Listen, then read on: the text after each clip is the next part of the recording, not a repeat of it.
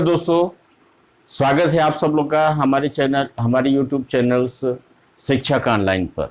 आज हम आपको त्रिकोणमिति की स्टडी करने जा रहे हैं, जो मैथमेटिक्स का जो है बहुत ही एक इम्पॉर्टेंट पार्ट है। इसके अंतर्गत जो है आपको क्या क्या चीज़ें होती हैं इसके विषय में समझने की कोशिश करेंगे। बहुत से लोग ऐसे होते हैं जो समझते हैं, बहुत से बच्चे ऐसे हैं जो जानते हैं, ये शिकायत करते हैं कि साहब त्रिकोणमिति तो हमें बहुत जो हार्ड लगती है, इसके फार्मूले हमको तैयार नहीं होते हैं, ये हमको याद करना पड़ता है, रटते रटते परेशान हो जाते हैं। तो आज हम इस वीडियो के माध्यम से आपको ऐसी ऐसी ट्रिक आपको बताने जा रहे हैं जिसमें आपको फार्मूलों को लर्न करने की या फार्मूलों को रटने की ज़रूरत ही नहीं पड़ेगी, बल्कि उनके माध्यम से जो है, इन ट्रिक्स के माध्यम से आप जो है अपने फार्मूले को तैयार कर सकते हैं। देखिए, जैसा कि आप जानते हैं कि त्रिकोणमिति ये ग्रीक शब्द से मिलकर, ट्रिग्नोमेट्री जो है ग्रीक शब्द से मिलकर के बना हुआ है, तीन शब्दों से मिलकर के बना हुआ है। पहला है ट्राई, दूसरा है गॉन और तीसरा है मेट्री। ट्राई का मतलब होता है 3, गॉन का मतलब होता है साइड और मेट्री का मतलब होता है मेजरमेंट। मतलब आपका क्या हुआ कि इसके अंतर्गत आपके 3 प्रकार के साइड्स की मेजरमेंट नापते हैं। 3 साइडों का मेजरमेंट इस ट्रिग्नोमेट्री के अंतर्गत किया जाता है। इसे हम आपका, अब आप ये जानेंगे 3 साइड का ही क्यों किया जाता है, 3 साइड का फिगर क्या होता है। तो आप जानते हो 3 साइड का फिगर वाला जो है, ये 3 साइड जो है वो त्रिकोण ट्राइंगल होता है, जिसे त्रिभुज कहते हैं। ट्राइंगल जो है ये होता क्या है, 3 साइड से जो है ऑकर्ड भाग को जो है आप ट्राइंगल कहेंगे। जैसे मान लीजिए ये आपकी कोई भी ऐसा आकृति जो 3 प्रकार के साइडों से मिलकर के बनी होती है, ये आपका त्रिभुज हो गया, ट्राइंगल हो गया। अब इसमें आपकी देखिए 3 साइड्स होंगे और 3 आपके जो है एंगल्स होंगे। तो डेफिनेटली त्रिकोणमिति के अंतर्गत हम जो है इन साइड्स और एंगल के बारे में पढ़ते हैं। अब यहाँ पर देखिए, सबसे पहले देखेंगे मेनली जो है त्रिकोणमिति के अंतर्गत त्रिभुज तो कई प्रकार के होते हैं, लेकिन त्रिकोणमिति के अंदर जो हम आपको पढ़ते हैं वो आपका राइट एंगल ट्राइंगल्स के बारे में ही जानते हैं। यानी समकोण त्रिभुज को ही इसके अंतर्गत पढ़ा जाता है, बाकी और त्रिभुज से हमसे मतलब नहीं होता है। तो हम सबसे पहले देखेंगे कि ये समकोण त्रिभुज में क्या क्या भुजाएं होती हैं, क्या क्या कोण होते हैं। सबसे पहले इसको जानने की कोशिश करेंगे। तो त्रिकोणमिति में के अंतर्गत बनने वाले समकोण त्रिभुज का हम पहले जो है अध्ययन करेंगे, और इसके बाद देखेंगे कि इसमें जो है कौन कौन सी भुजाएं होती हैं, कौन कौन से आपकी साइड्स होती हैं, कौन कौन से एंगल्स होते हैं। तो आप देखते हैं कि मान लीजिए, सपोज करिए ये आपका कोई जो है, ये एक समकोण त्रिभुज है, राइट एंगल ट्राइंगल है। इस राइट एंगल ट्राइंगल की ये आपकी 3 साइडें हैं और ये आपके 3 एंगल हैं। तो 3 साइड्स और 3 एंगल से मिलकर के जो है त्रिभुज बना हुआ है। इसमें से आप ये देखेंगे कि ये जो एंगल्स होता है राइट एंगल ट्राइंगल का, ये इसका मेजरमेंट आपका 90 डिग्री का होता है। आप जानते हैं कि त्रिभुज के तीनों कोणों का योगफल आपका 180 अंश होता है। The sum of the all 3 angles will be always 180 degree. तो बाकी ये जो आपके जो है 2 कोण मिलेंगे, ये जो 2 कोण बचेंगे, तो sum of the both 2 angles will be also 90 degree. तभी जाकर के जो है 90 + 90 = 80 डिग्री, आपका 180 डिग्री होगा। तो अगर ये एंगल और ये एंगल दोनों को मिला दें तो दोनों का सम जो होगा वो भी 90 डिग्री होना चाहिए। अब इसमें आप देखते हैं कि अगर हम इसी में इनकी साइड से लें तो साइड्स को कैसे ऑब्टेन करेंगे। पहले हम इसका नामकरण कर देते हैं। मान लीजिए ये आपकी साइड आपकी ए बी है और ये साइड आपकी सी है। तो side A B, side B C और साइड ए सी, ये तीन साइड्स इसके बनेंगे। ये साइड्स जो होती है और ये साइड्स तीनों को, ये दोनों साइडों को पहले हम नामित करेंगे। ये जो अगर सपोज करिए, देखिए समकोण त्रिभुज में त्रिकोणमिति के अंतर्गत जिस एंगल्स के बारे में हम देखते हैं वो एंगल के अकॉर्डिंग जो है ये साइड्स बनती हैं। देखिए वैसे बेसिकली अगर आपका कोई भी राइट एंगल ट्रायंगल्स है तो उसमें मान लीजिए ए बी सी ये आपका राइट एंगल ट्रायंगल्स है, तो ये एंगल्स आपका जो है क्या होगा, 90 डिग्री का होगा। ये साइड, ये एंगल और ये एंगल, इन दोनों का सम भी आपका 90 डिग्री का होगा। मान लीजिए हम इस एंगल को मेजरमेंट कर रहे हैं, इसका मान लीजिए हमने नाम रख दिया थीटा।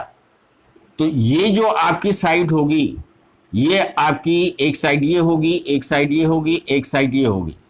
राइट एंगल ट्रायंगल्स में नीचे की ये साइड जो होती है ये आपका बेस कहलाती है, और जो राइट एंगल ट्रायंगल्स को फॉर्म करने वाली साइड्स होती है इसको हम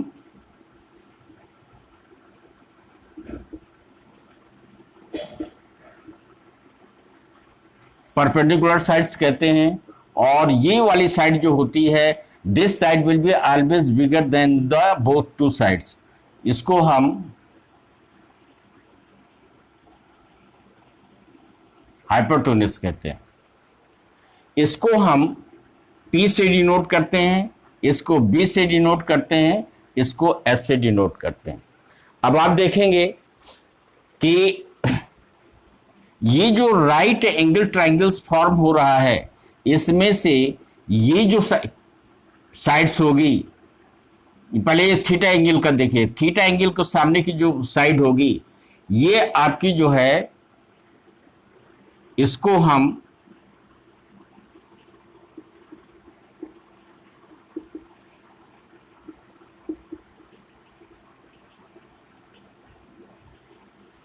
जिस एंगल को ले रहे हैं, मान लीजिए एंगल बी हम ले रहे हैं, तो इसके सामने की जो है अपोजिट साइड जो होगी, this side will call the opposite sides of angle.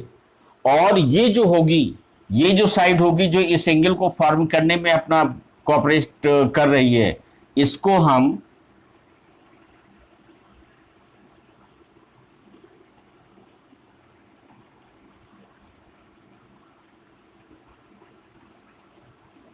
Adjacent side कहेंगे।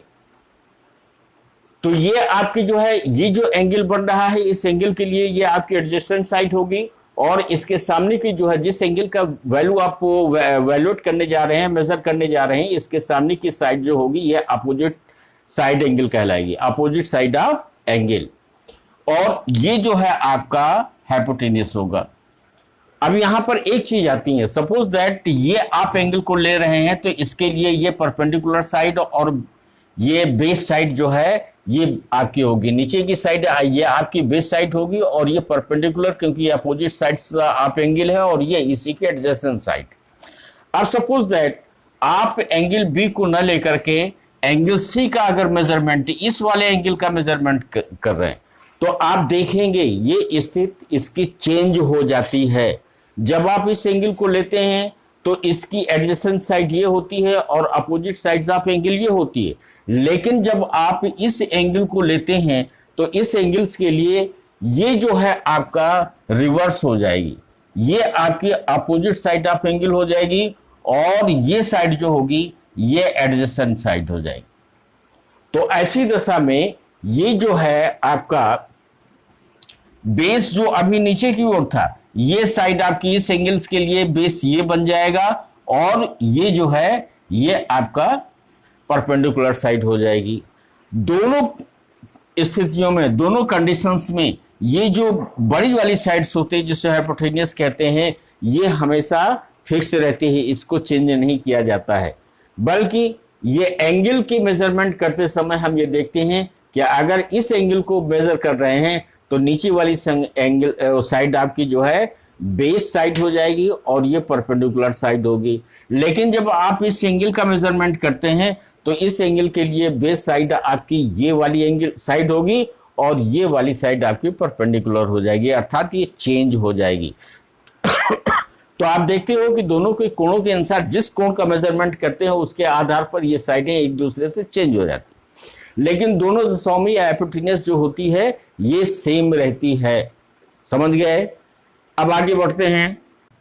इसी को अगर हम थोड़ा सा हिंदी में देखें तो ये वाली जो साइड आपकी होगी, ये जो आपकी बेस साइड होती है, ये जो एंगल का मान निकालते हैं, एंगल ए के लिए जो है ये साइड आपकी आधार भुजा कहलाती है। ये वाली भुजा जो होगी एंगल ए के लिए ये लंब भुजा कहलाएगी और ये भुजा जो आपकी होगी कर्ण भुजा कहलाएगी। आधार को आप जैसे देख रहे हो बेस कहलाती है और ये लंब जो होती है परपेंडिकुलर कहलाती है और कर्ण जो होती है वो हाइपोटेन्यूज कहलाती है। अब आप आगे देखेंगे ये जो आपके एंगल्स होते हैं, इस एंगल्स का इनसाइड के साथ जो है क्या संबंध होता है। अब आगे देखिए,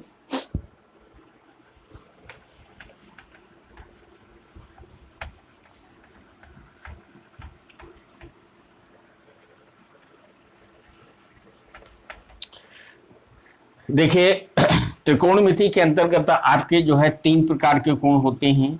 इनका नामकरण जो किया गया था वो आपका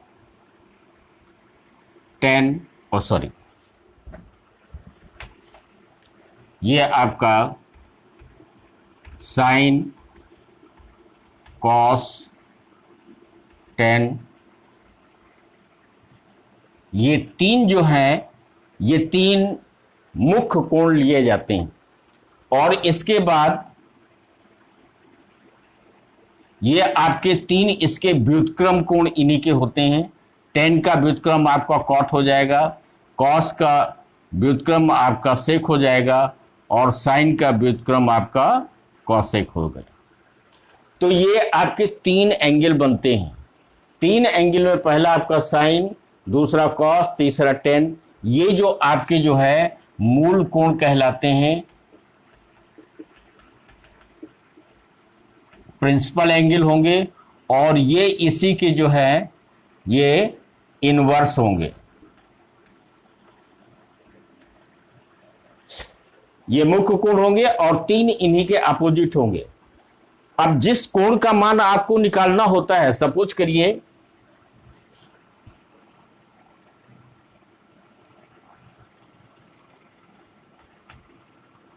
ये ए है, ये बी है, ये सी है, ये एंगल आपका 90 डिग्री का हो गया।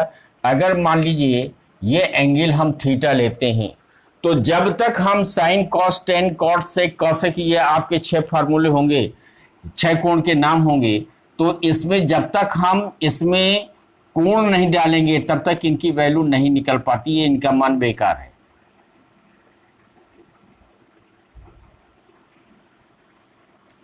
तो ये आपका साइन थीटा बन जाएगा। ये कोण का मान अगर थीटा है, इसका मेजरमेंट हम करने जा रहे हैं, तो इसके लिए आपके sine theta, cos theta, tan theta, cot theta, sec theta, cosec theta, 6 कोण आपके बनेंगे। 6 कोणों में अगर इनकी भुजाओं का अनुपात निकालें, रेशियो ऑफ द साइड्स अगर निकालें कि साइन के लिए रेशियो ऑफ साइड्स क्या होगा, कॉस के लिए रेशियो ऑफ साइड क्या होगा, टेन के लिए रेशियो ऑफ साइड क्या होगा, कॉट थीटा के लिए रेशियो ऑफ साइड क्या होगा, सेक के लिए क्या होगा, कॉसेक के लिए क्या होगा, इनके तो तीनों का जो है एक सबका जो है एक अलग अलग साइड के साथ इनका रेशियो निकलता है। उसे हम कोणों के त्रिकोणमितीय अनुपात कहते हैं, भुजाओं का त्रिकोणमितीय अनुपात। जैसे आप निकालते हैं साइन थीटा जो हो, ये जो आपका होता है ये इन दोनों भुजाओं को लेकर के बनाया जाता है। साइन थीटा जो है ये आपका, इसको हम पी से डी, इस थीटा के लिए जो है ये पी हो जाएगी और ये आपका यानी परपेंडिकुलर, और ये आपका ये बेस हो जाएगा, ये परपेंडिकुलर हो जाएगा और ये हाइपोटेनियस हो जाएगा। यहां पर आपको साइन थीटा के लिए ये आपका लंब बटे भुजाओं का अनुपात जो होगा लंब बटे कर्ण का होगा। कॉस थीटा के लिए ये भुजाओं का अनुपात आधार बटे कर्ण का होता है, और टेन का जो आपका होता है ये लंब बटे आधार का होता है।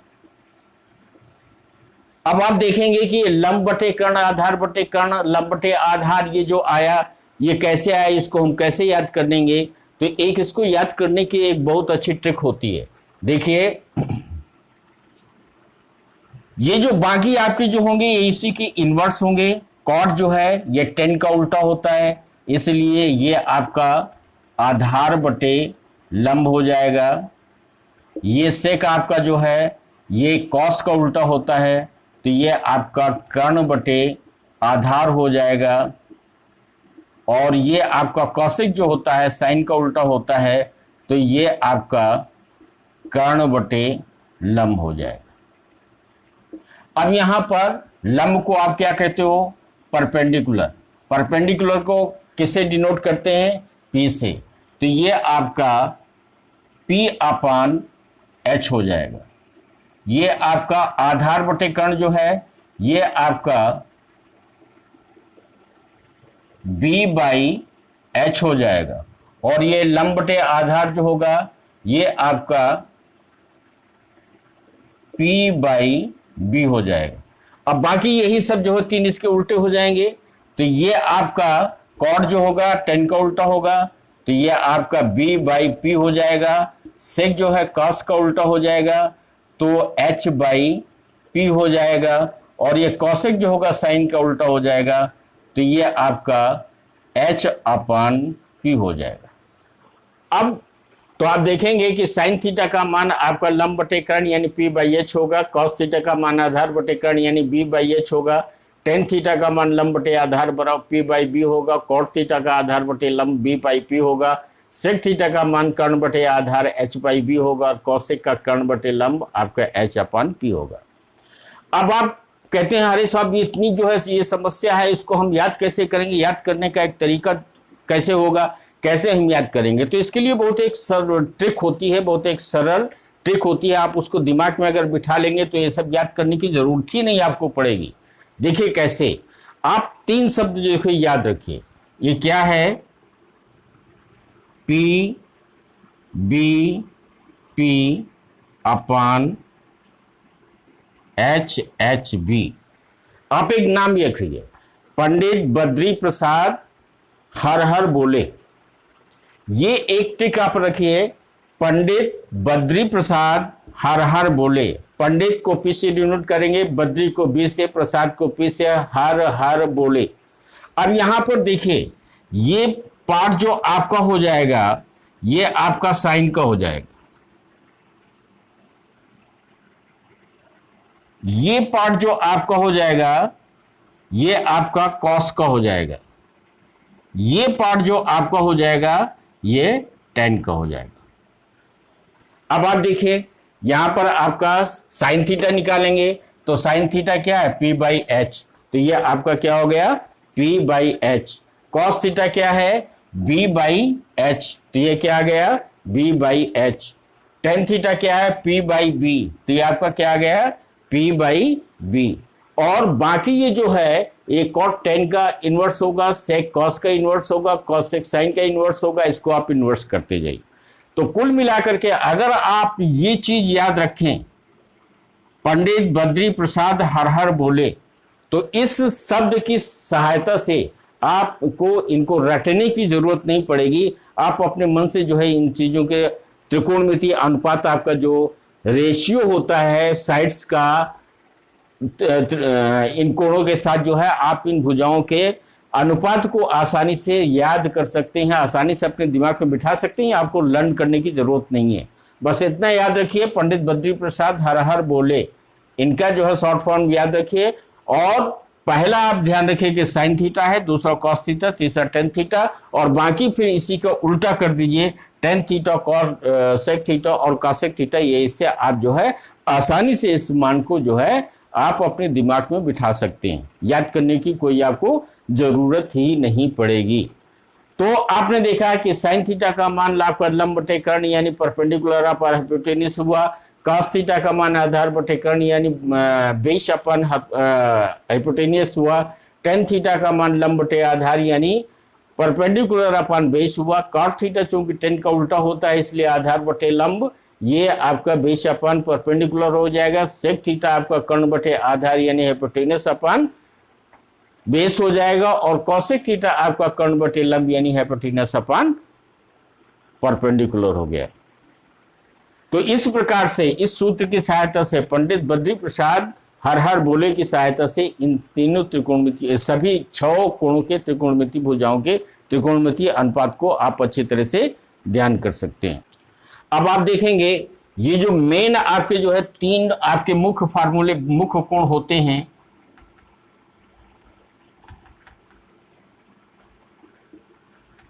Sign theta, cos theta, tan theta, और इसी के जो व्युत्क्रम होते हैं वो आपका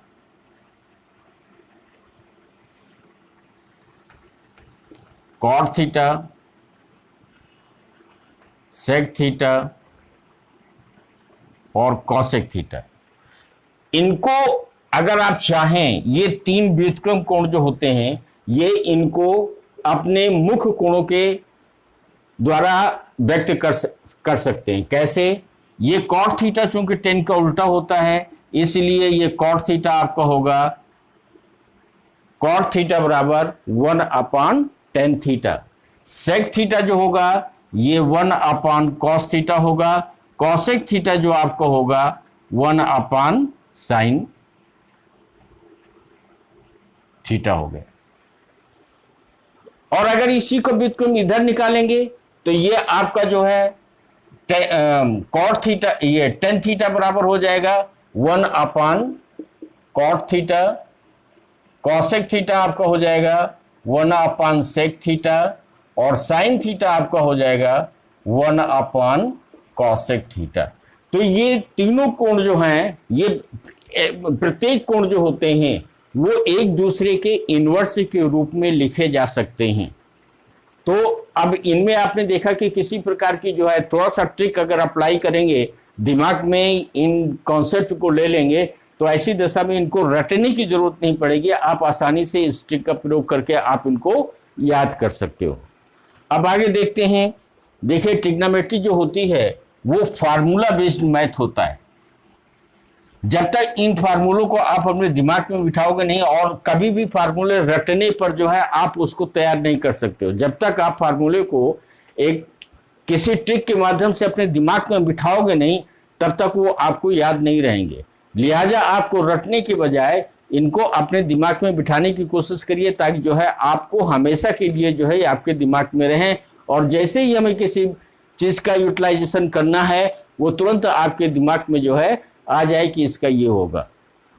अब हम देखेंगे, देखिए इसके बाद जो है कुछ आप फार्मूले देखिए और देखिए। जैसे देखिए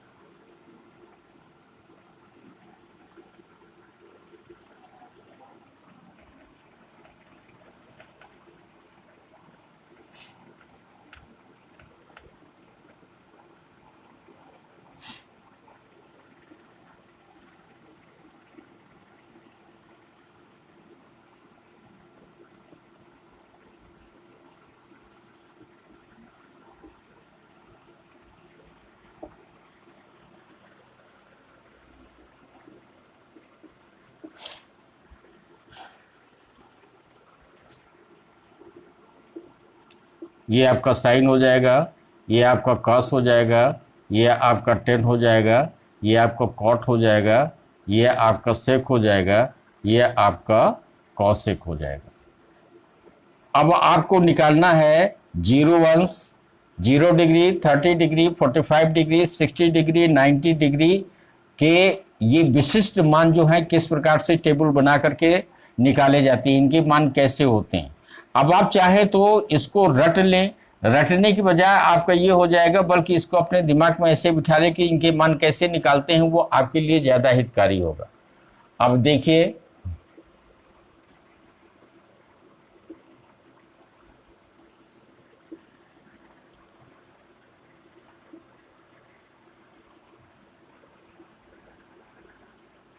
अब इनके मान कैसे, आप रटने के बजाय इनको आप कैसे तैयार करें।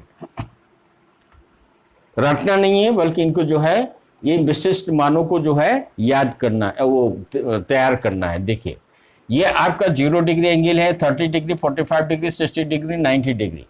अब यहाँ पर अगर हमें 0 अंश के 0 डिग्री का निकालना है तो ये आपका साइन 0 डिग्री की वैल्यू कितनी होगी। 30 का निकालना है तो थीटा की जगह 30 आ जाएगा। साइन 30 डिग्री का क्या होगा। 45 का निकालना है तो sine 45 degree, sine 60 degree, sine 90 degree. इसी तरह से इन सारे कोणों के मान जो है, सारे एंगल्स के मान जो है आप निकाल सकते हो। कैसे, आपको केवल देखिए एक ट्रिक अपनानी है, इनको लर्न नहीं करना है। जैसे ये आपका कितने हैं, 0, 30, 45, 60, 90, तो 0 को आप 0 रहने दीजिए, 30 को आप 1 मान लीजिए, 45 को आप 2 मान लीजिए, 60 को आप 3 मान लीजिए और 90 को आप 4 मान लीजिए। बात समझ में आ गई। 0 डिग्री को 0 मानिए, 30 डिग्री को 1 मानिए, 45 को 2 मानिए, 60 को 3 मानिए और 90 को 4 मानिए। ये 0, 1, 2, 3, 4, 5 जो है वैल्यू आपने रख लिया। अब इनको सब को 4 से डिवाइड कर दो। ये ध्यान रखिएगा, ट्रिक है ये, कैसे आप अप्लाई कर रहे हैं इसको।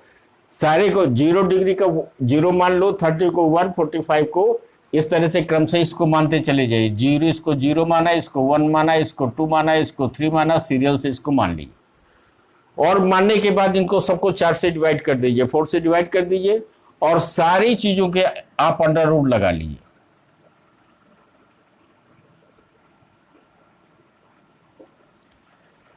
ठीक, अब लर्न करने की आपको जरूरत नहीं है। ये 0 से आप इसको निकालोगे, इसकी वैल्यू निकालोगे तो अंडर रूट 0 बाई ये 4 का अंडर रूट कितना निकलेगा, 2। इसकी वैल्यू कितनी आएगी, 0। तो 0 डिग्री, साइन 0 डिग्री का मान कितना हो जाएगा, 0 हो जाएगा। इसका निकालेंगे तो ये आपका 1 का अंडर रूट कितना होगा, 1 होगा। 4/4 का अंडर रूट कितना आ जाएगा, 2 आ जाएगा। तो साइन 30 डिग्री की वैल्यू कितनी हो गई, 1/2 हो गया। अब आप निकालिए इसको। अब यहां पर थोड़ा सा देखिएगा, इसकी वैल्यू कितनी आई, अंडर रूट 2/4। 2 की अंडर रूट वैल्यू निकलेगी नहीं, इसको तो अंडर रूट में रखेंगे। 4 का निकल आएगा तो 4 का कितना आ जाएगा, 2 आ जाएगा। अब इसको जो है हम रेशनलाइज कर लेंगे। रेशनलाइज करने के लिए अंडर रूट 2 को ऊपर भी मल्टीप्लाई कर देंगे, अंडर रूट को नीचे भी मल्टीप्लाई कर देंगे। तो अंडर रूट 2 को अंडर रूट 2 से जब मल्टीप्लाई करेंगे तो 2 आएगा, और 2 को अंडर रूट 2 से मल्टीप्लाई करेंगे तो 2 अंडर रूट 2 हो जाएगा। अब ये 2 से 2 कैंसिल हो जाएगा, वैल्यू कितनी आई, 1/√2। तो साइन 45 की वैल्यू आपकी आ जाएगी 1/√2। अब चलते हैं 60 डिग्री पे। 60 डिग्री पर आपका कितना आया, अंडर रूट 3/4। तो ये 3 का अंडर रूट निकलेगा नहीं, तो इसको हम अंडर रूट में ही रखेंगे। 4 की अंडर रूट वैल्यू आपकी निकल आएगी, 2 हो जाएगी। तो इसकी वैल्यू कितनी हो गई, अंडर रूट 3/2। अब 90 का निकालेंगे।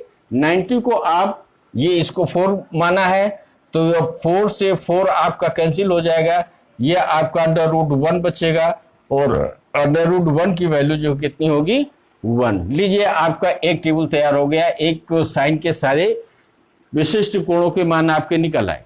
अब आप इसी को रिवर्स करते जाइए। ये जो आपका कॉस की वैल्यू निकालना है, कॉस की वैल्यू इधर से निकालते जाइए।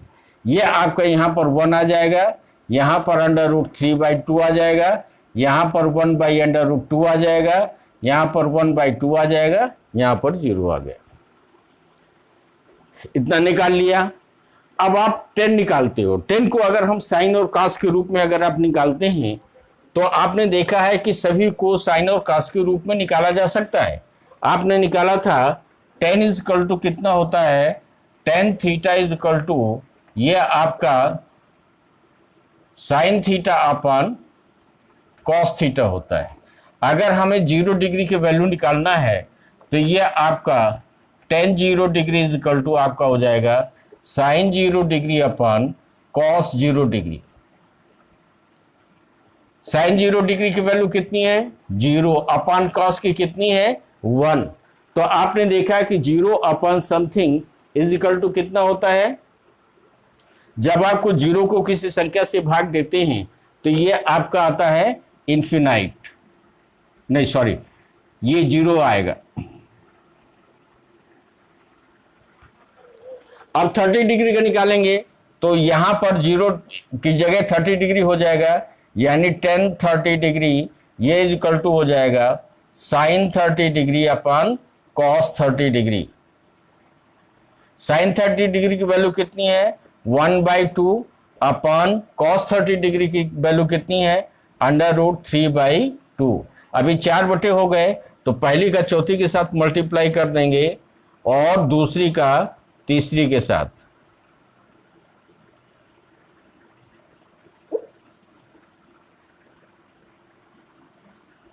ये 2 कैंसिल हो जाएंगे, आपका क्या बचेगा 1/√3। तो tan 30 का वैल्यू कितनी हो जाएगी, 1/√3। अब आते हैं इसमें 1/√, ये जब आप tan 45 का निकालेंगे तो tan 45 इज इक्वल टू ये आपका साइन 45 अपन कॉस 45 हो जाएगा। साइन 45 की वैल्यू कितनी है, 1/√2। कॉस 45 की विल बी सेम 1/√2। जब इसको सॉल्व करेंगे तो ये आपका 1 आ जाए। अब आते हैं 60 डिग्री के लिए। 60 डिग्री में भी सेम प्रक्रिया होगी, सेम प्रोसेस होगा। तो ये आपका हो जाएगा sign 60 degree upon cos 60 degree. Sine 60 degree कितना हुआ, √3/2 डिवाइडेड बाई 1/2। तो ये आपका कितना हो जाएगा, first to multiplied first to fourth, तो √3 multiplied by 2 upon 2 multiplied by 1। 2 भी कैंसिल हो जाएंगे, आपकी वैल्यू कितनी आ गई, √3। तो इसकी वैल्यू आपकी आ गई √3। अब यहाँ पर जब इसकी वैल्यू निकालेंगे तो ये आपका हो जाएगा साइन 90 अपॉन कॉस 90। साइन 90 की वैल्यू कितनी है, 1, और कॉस 90 वैल्यू कितनी है, 0। जब आप 0 से किसी संख्या को डिवाइड करते हो तो ये it will be divided up to infinite time. तो यहां पर इसकी ये अपरिमित हो जाएगा, इसका कोई मान नहीं आएगा। इसको जो है चाहे जितनी बार डिवाइड करते चले जाइए, ये इसका कभी जो है ये डिवाइड हमेशा होता चला जाएगा इन्फिनाइट टाइम। अब निकालना है कॉट की वैल्यू, तो कॉट की वैल्यू को 10 की वैल्यू से इधर रिवर्स करते चलिए, तो ये आपका इन्फिनाइट आ जाएगा, ये √3 आ जाएगा, ये 1 आ जाएगा, ये 1/√3 आ जाएगा, ये 0 आ जाएगा। अब बढ़ते हैं सेक और कासेक के ऊपर। अब ध्यान दीजिएगा, जिस प्रकार से 10 का साइन कास के रूप में चेंज करके आपने इसकी वैल्यू निकाली है, उसी प्रकार से इसकी भी वैल्यू आप निकाल लोगे। आपको रटने की जरूरत नहीं पड़ेगी, बस दिमाग में इस कॉन्सेप्ट को बिठाना है। आपने देखा कि सेक थीटा जो होता है ये 1/cos थीटा होता है। Sec theta is equal to 1/cos theta. तो डेफिनेटली अगर 0 डिग्री की वैल्यू निकालेंगे तो सेक 0 डिग्री ये इज इक्वल टू आपका हो जाएगा 1/cos 0 डिग्री। 1/cos 0 डिग्री का मान कितना है, 1। तो 1/1 इज इक्वल टू कितना आ जाएगा,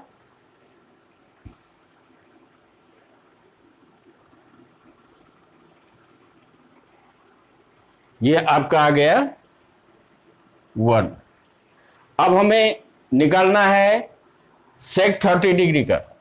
तो सेक 30 डिग्री ये आपका हो जाएगा 1/cos 30 डिग्री।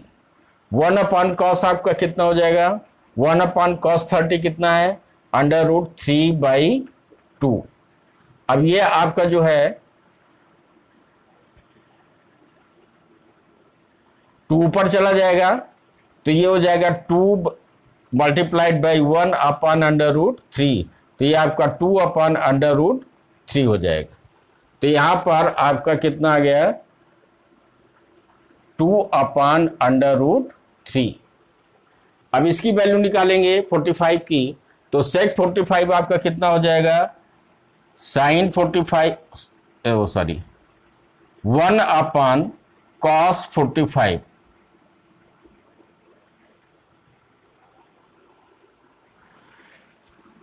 तो ये हो जाएगा 1 cos 45 की वैल्यू कितनी है, cos 45 की 1/√2। अब आप इसको जो है √2 को ऊपर ले जाएंगे, तो 1 × √2/1 आ जाएगा, इसकी वैल्यू आ जाएगी √2। तो ये हो जाएगा √2। cos 60 के निकालेंगे, तो cos 60 आपका sec 60 निकालेंगे, तो 1/cos 60 हो जाएगा। तो ये आपका 1/cos 60 कितना है, 1/2।